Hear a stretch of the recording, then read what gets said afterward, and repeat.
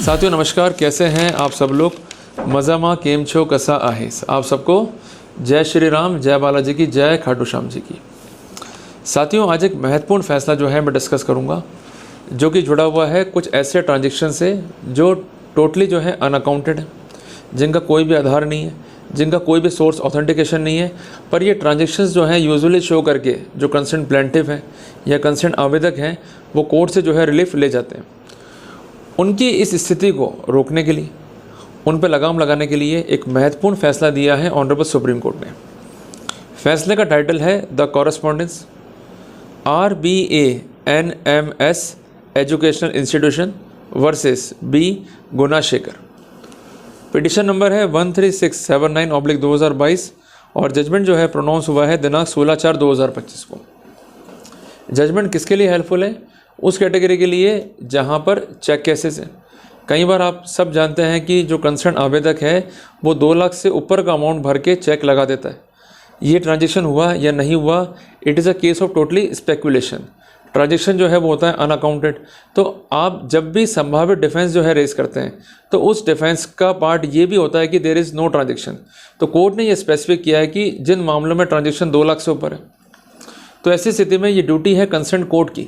अगर उनके संज्ञान में ये फैक्ट आता है तो इस मैटर को रिपोर्ट करें वो ITO को, और ITO अपने उस कंसर्न केस में जांच करे और वो रिपोर्ट जो है after having a due verification court को सौंपे, ताकि कोर्ट उस कंसर्न ट्रांजेक्शन की प्रॉपर स्क्रूटनी कर सके और वास्तव में वो ट्रांजेक्शन हुआ है या नहीं हुआ है, उसका जो आधार है, उसका जो बेस है, उसको डिटरमिन कर सकें। क्लियर हो गया अपने को साथियों। इसके अलावा कोर्ट ने जो है इंस्ट्रक्शंस दी है कंसर्न रजिस्ट्रार को भी कि जब भी आपके पास ऐसी कोई सेल आती है जहां पर ट्रांजेक्शन तो बताया गया है पर वो ट्रांजेक्शन कैश में है, अनअकाउंटेड है और अमाउंट जो है 2 लाख से ऊपर है, तो आप मैटर रिपोर्ट करेंगे ITO को विदाउट एनी फेल। और अगर आप ऐसा नहीं करते हैं तो आपके विरुद्ध डिपार्टमेंटल एक्शन होगा। कुल मिला के हम डार्क इकोनॉमी नहीं चाहते।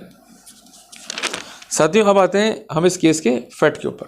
क्या है इस केस के फैक्ट, पर उससे पहले हमको ये बात भी यहाँ पर लिख लेनी है, सेटल कर लेनी है कि कई ऐसे मैटर्स हैं, उदाहरण के लिए डावरी हैरेसमेंट के मैटर, जहाँ पर डावरी देना जो है लड़की वाले कहते हैं और कई बार ऐसा होता है कि अमाउंट जो है वो 2 लाख से ऊपर होता है, उसका कोई सोर्स नहीं होता है कि क्या वो कैपिटल का पार्ट है या वो रेवेन्यू का पार्ट है। तो ऐसे सिनेरियो के अंदर जो कंसर्न ट्रांजेक्शन है उसकी क्या लीगलिटी है, उसमें भी ये जजमेंट जो है आपकी काफ़ी हेल्प करने वाला है। अब जजमेंट क्या है, इसका बेसिस क्या है, उसको अपन जो है देखते हैं। साथियों बेसिकली इस केस में क्या हुआ था कि एक बात जो है पेश हुआ था, उसमें कंसर्न जो रेस्पोंडेंट है उसका कहना यह था कि जो कंसर्न प्रॉपर्टी है उसमें हमारा अधिकार है। अधिकार बताने के लिए उन्होंने कोर्ट के सामने एक डॉक्यूमेंट रखा जो था agreement to sell. It had been executed between the concern parties. जो पार्टीज थी वो उस कंसर्न प्रॉपर्टी की मालिकाना हक नहीं रखती थी, केवल उन्होंने एग्रीमेंट टू सेल किया, उसके बेसिस पर एक ट्रांजेक्शन जो है शो किया और ये कहा कि 9 करोड़ में जो है सौदा तय हुआ है, 75 लाख रुपए जो है एज ए एडवांस दे दिए गए। अल्टीमेटली इनका कहना यह था कि जो कंसर्न अपीलांट है, मीन्स जो रेस्पोंडेंट है, इस मामले में उतारू हो रखा है to transfer the property to a third party. ऐसे सिनेरियो में स्थायी इंजंक्शन जो है दिया जाए और उसको जो है रोका जाए ताकि वो प्रॉपर्टी में कोई थर्ड पार्टी इंटरेस्ट जो है क्रिएट ना कर सकें। यहाँ पर जो अपीलांट है या जो रेस्पोंडेंट है बेसिकली एक ट्रस्ट है और जो ये कंसर्न इंस्टीट्यूशन है इसके मार्फत जो शैक्षणिक गतिविधियाँ हैं उसको संपन्न करता है। साथियों इस मामले में उन्होंने ऑर्डर 7 रूल 11 CPC का एप्लीकेशन लगाया, ट्रायल कोर्ट ने भी खारिज कर दिया, हाई कोर्ट ने भी जो है जजमेंट को अपील रखा, मामला जो है सुप्रीम कोर्ट में गया। इनका कहना यह था कि ये केस जो है मेंटेनेबल नहीं है, it is totally a fictitious case. Basically इस केसेस के बेसिस पे जो कंसर्न प्रॉपर्टी है जिसका मैं मालिक हूँ उसको जो कंसर्न रेस्पोंडेंट है उसको हड़पना चाहता है। इनका कहना यह है कि जो कंसर्न प्रॉपर्टी है, चूँकि मैं इसका ऑनर हूँ, then mere execution of any agreement or any document, कोई भी राइट जो है प्रॉपर्टी में कंसेंट जो रेस्पोंडेंट है उसके क्रिएट नहीं करता है। अगर वो ऐसा डॉक्यूमेंट लेके आता भी है तो इस बेसिस पे कोई भी ऑनरशिप वो क्लेम नहीं कर सकता, कोई भी टाइटल जो है वो क्लेम नहीं कर सकता, इवन जो ट्रू ऑनर है उसके अगेंस्ट कोई भी रेमेडी जो है वो क्लेम नहीं कर सकता है। इन्होंने रिलाई किया on legal provision that is section 54 of TP Act। इसके अलावा रिलाई किया on citation of honourable supreme court जो कि है 2004 volume 8 SCC page 614, 2012 volume 1 SCC page 656। इनका कहना यह था कि जो भी पेमेंट बताया गया है उसके समर्थन में कोई भी एविडेंस नहीं है। मियर suit for injunction without declaration of title not maintainable, जिसपे जो साइटेशन है ऑनरेबल सुप्रीम कोर्ट का उसको आप लिख लीजिए, झारखंड स्टेट हाउसिंग बोर्ड बनाम देदार सिंह। साइटेशन है 2019 वॉल्यूम 17 SCC पेज 692। इनका कहना यह था कि चूंकि यहाँ पर प्रॉपर कॉज ऑफ एक्शन नहीं है, प्रॉपर जो है इनके पास टाइटल नहीं है, प्रॉपर जो है इनके पास कोई भी राइट्स नहीं है प्रॉपर्टी में, ऐसे सिनेरियो में continuous of the proceeding would be abuse of law. Respondent ने इसका विरोध किया। कोर्ट ने कहा कि जो स्कोप है ऑर्डर 7 रूल 11 CPC का, वो ये भी है कि जो गलत सिविल मुकदमे जो है कोर्ट में रहते हैं उनको फिल्टर करना। जहाँ पर दावा जो है स्पेसिफिक नहीं करता है प्रॉपर कॉज ऑफ एक्शन, या प्लीडिंग जो है वो आउटकम है क्लेवर ड्राफ्टिंग का, या इल्यूजरी मीन्स एक भ्रामक कॉज ऑफ एक्शन जो है बता करके रेमेडी जो है सीख करी गई है, वहाँ पर ऑर्डर 7 रूल 11 CPC लाई करेगा और रेमेडी जो है कंसर्न रेस्पोंडेंट के पक्ष में दी जा सकती है। हालांकि स्कोप बहुत लिमिटेड है, power should be exercise sparingly, पर जहाँ पर ऐसी स्थितियाँ हैं वहाँ पर पावर को एक्सरसाइज करना चाहिए। इसके अलावा सबसे इंपॉर्टेंट बात यह है कि जहाँ पर सेल डीड होगा तो उस कंडीशन में सेक्शन 17 रजिस्ट्रेशन एक्ट जो है 1908 का, उसका प्रोटोकॉल जो है लागू हो जाएगा, क्योंकि कोर्ट ने स्पष्ट किया है कि जो भी इंस्ट्रूमेंट है अगर रजिस्टर्ड हो गया है इन कैटेगरी ऑफ सेल डीड तो वहाँ पर प्रॉपर जो है टाइटल है उस ऑनर के पास में। पर जहाँ एग्रीमेंट टू सेल है तो बेसिकली एक कॉन्ट्रेक्चुअल डॉक्यूमेंट है जिसके जरिए वेंडर एक प्रॉमिस कर रहा है कि मैं अपनी प्रॉपर्टी को कन्वे कर दूंगा। इस कॉन्टेक्स्ट में मैं टाइटल डीड जो है करूँगा एग्जीक्यूट, और जिसके बदले में आपको मुझे रुपया जो है देना होगा, जिसको हम कहते हैं द प्रॉपर लीगल कॉन्स्टिट्यूशन, और जिस संबंध में धारा 54 TPAT के प्रोटोकॉल लागू हो जाएंगे। और इस पूरे प्रोसेस में एक शर्त यह भी है कि कंसर्न प्रॉपर्टी का पोजीशन जो है वो कंसर्न व्यक्ति को जो है जो परचेजर है उसको ट्रांसफ़र हो जाना चाहिए। अगर ऐसा नहीं हो रहा है देन सेल जो है कंप्लीट नहीं होगा और ये धारा 54 TPAT का उल्लंघन होगा।